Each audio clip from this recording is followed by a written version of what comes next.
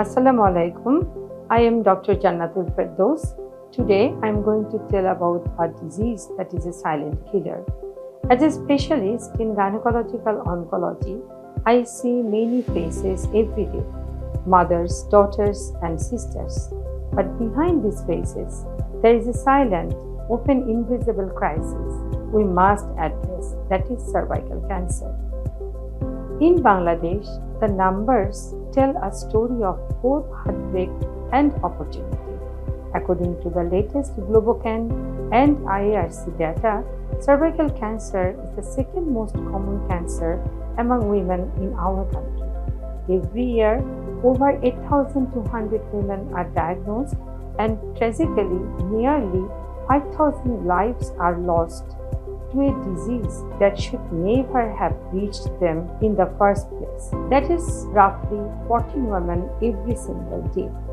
These are not just statistics, they are families left without mothers and communities losing their pillars.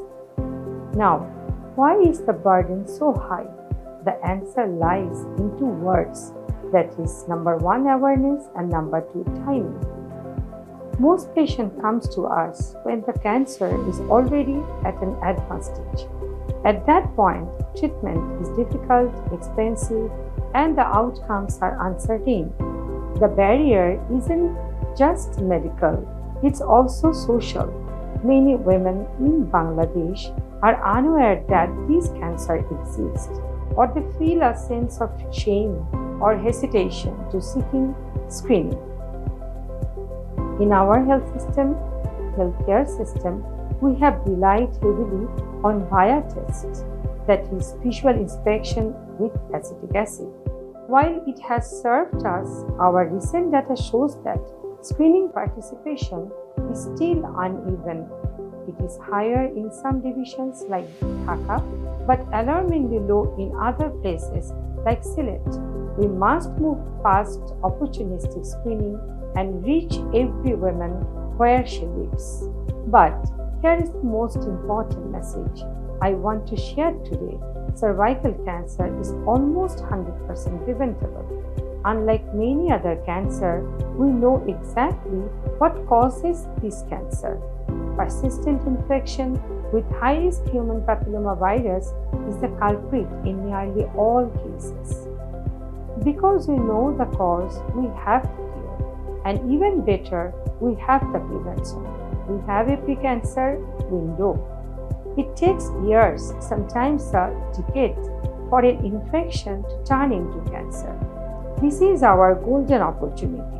If we catch these changes early through screening or prevent the infection through vaccination, we can stop the cancer before it even begins. This isn't just a local dream, it is a global mission. The World Health Organization has set a bold target for 2030, which is known as the 90-70-90 goal. That is, 90% of girls should be fully vaccinated with the HPV vaccine by age 15, 70% of women should be screened with a high-performance test by age 35 and again by 45, and 90% of women identified with cervical disease should receive treatment. For Bangladesh, achieving this means we could eliminate cervical cancer as a public health problem by the year 2051.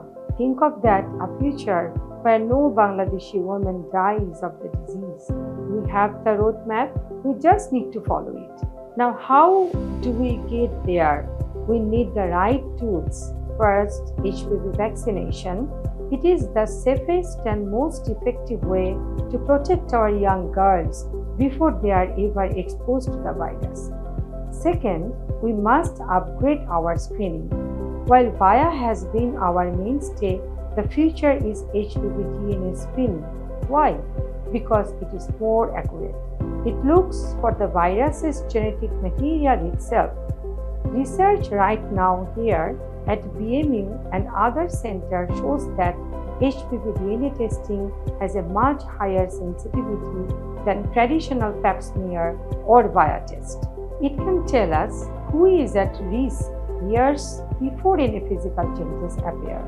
If we combine the vaccine for the young and DNA screening for the adult, we create a shield that cervical cancer cannot penetrate. To the healthcare provider, let us advocate for these tools. To the policymakers, let us invest in 90-70-90 targets. And most importantly, to the women of Bangladesh, do not wait for symptoms. Screening is not a sign of illness. It is an act of love for yourself and your family. Cervical cancer elimination is within our reach. Let us work together to make cervical cancer-free Bangladesh a reality for our daughters. Thank you.